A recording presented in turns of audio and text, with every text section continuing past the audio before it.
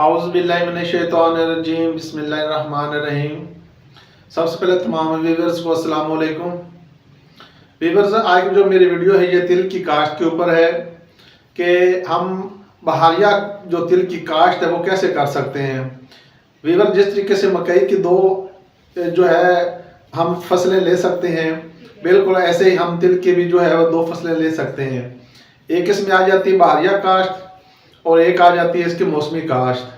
तो आज हम इसके ऊपर डिटेल से बात करेंगे। इससे पहले जिन किसान दोस्तों ने मेरे चैनल को सब्सक्राइब नहीं किया वो मेरे चैनल को सब्सक्राइब कर लें और साथ ही बेल के आइकन को प्रेस कर दें ताकि जो ही मेरी नेक्स्ट वीडियो आए तो आपके पास इसका इंटीमेशन आ जाए। अब हम चलते हैं अपने वीडियो की तरफ। अब देखते हैं कि जो बहारिया तिल की काश्त है वो हम कैसे कर सकते हैं। वीवर, सबसे पहले तो इसकी जो बहारिया काश्त होती है इसका हमने बीज की सिलेक्शन करने के हमने बीज कौन सा लगाना है। तो इसकी जो किस्मों में है वो TH6, TS5, TS3 और भी जो भी हाइब्रिड किस्में हैं जो बहारिया काश्त में लग सकती हैं आप वो लगा सकते हैं। आपको मार्केट में जाके खुद अंदाज़ा हो जाएगा या आगे पीछे से आप पूछ के आप लोगों को जब आप एक दूसरे से अपने जो व्यूज़ है वो शेयर करेंगे तो आपको अंदाज़ा हो जाएगा कि जो बेहतरीन किस्में वो कौन सी हैं। कुछ मैंने आपको नाम बताए हैं, कुछ आप लोग अपने एंड पे जिन जो है हाइब्रिड किस्मों के अच्छा जिनकी पैदावार आती हो तो आप वो जो है फसलें या वो जो है सीड्स आप लोग जो है वो लगा सकते हैं। जब बीज की आपने अच्छी सिलेक्शन कर ली तो उसके बाद मरला आ जाता है टाइमिंग का कि जो अब हम बहारिया काश्त तिल की काश्त करना चाह रहे हैं उसका टाइमिंग क्या है। सबसे पहले तो एक बड़ा मसला आ जाता है क्योंकि सब लोगों ने ही जो है वो गंदम काश्त की हुई, तो गंदम की जगह पे तो वो तिल नहीं लग सकते। जिन दोस्तों के पास अभी ज़मीन खाली है या जिन्होंने राया लगाया हुआ है या जिन्होंने आलू वगैरह लगाए हुए हैं या कोई और इस तरीके की फसल लगाई हुई है तो उनकी फसल अल्टीमेटली जो उनकी जो ज़मीन है वो खाली हो जाएगी फरवरी के एंड पे या फरवरी के मिड में या मार्च के शुरू में। तो ये जो टेन्योर होता है इसमें तकरीबन आलू वाली ज़मीन खाली हो सकती है, राया वाली ज़मीन खाली हो सकती है।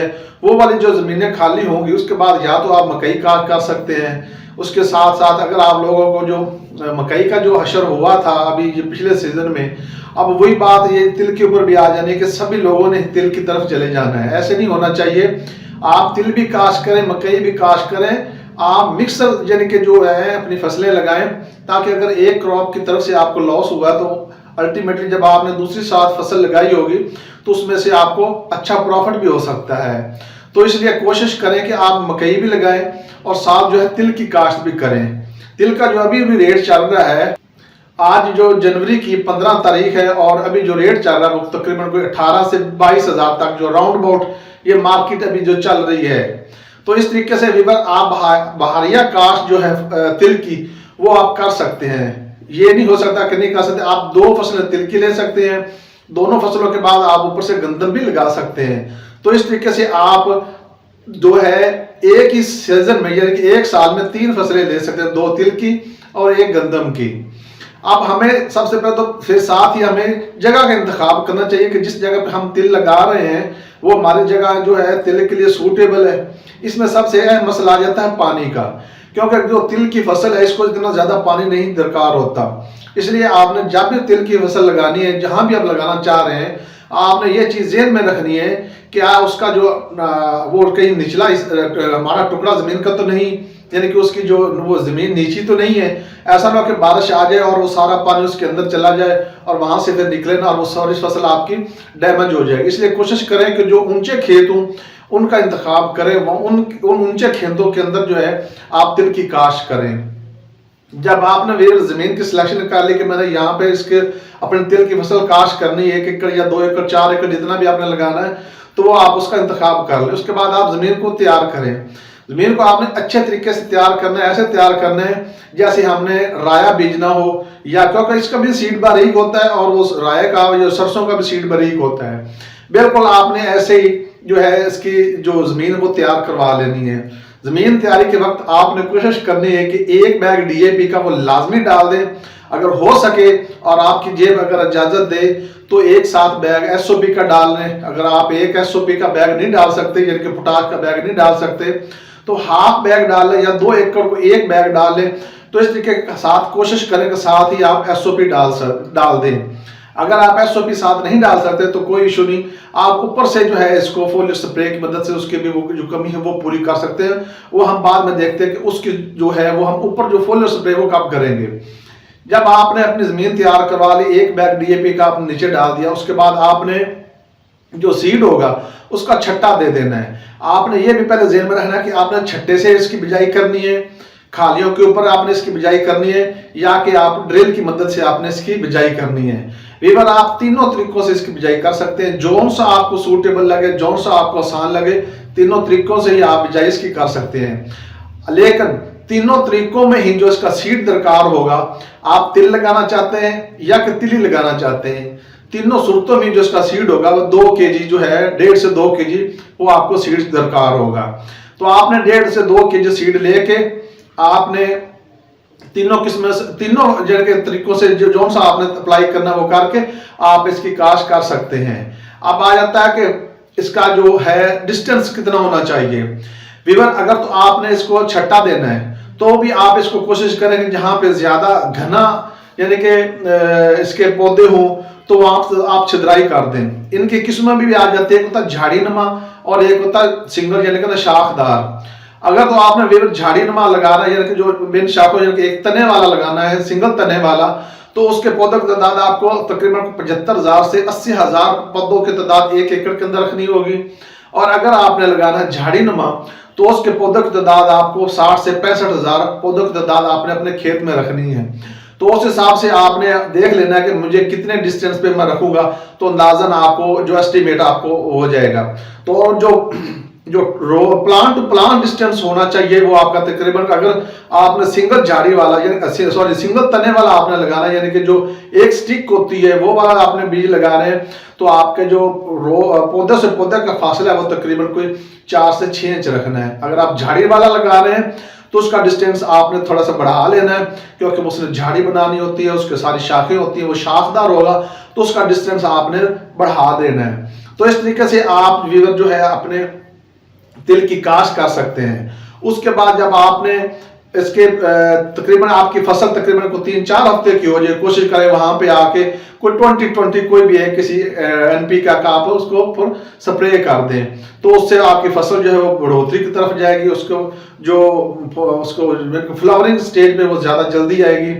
जब आपकी फसल आप उस वक्त आपको पानी की जरूरत होगी, एक आध आप उसको पानी लगा दें, सार जो है आप यूरिया का अगर हो सके तो वो भी आप डाल दें तो ज्यादा बेहतर है, हाफ बैग यूरिया डाल दें।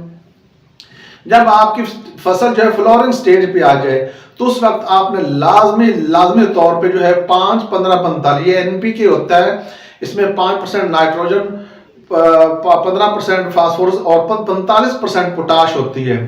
तो इस तरीके से आपने 5-15-45 की रेशो वाला जो एनपीके है वो आपने जब आपकी फसल फ्लोरिंग स्टेज यानी कि फूल पकड़ रही होगी तो वहां पे आपने इसको एक स्प्रे लाजमन तौर पर करना है। उसके बाद जब आपकी फसल यानी कि पोर्स बनाने लग जाए, यानी कि उसके फलियां बढ़ने लग जाएंगे आपकी फसल की, तो एक स्प्रे आपने इसी एनपीके का यानी कि 5-15-45 का उस वक्त भी आपने इसको लाजमी तौर पे करना है, क्योंकि उस वक्त आपकी फसल जो है वो अंदर अपने दाने के अंदर भराई कर रही होगी, तो वो उसके लिए बहुत ज्यादा सूतमंद साबित होगा।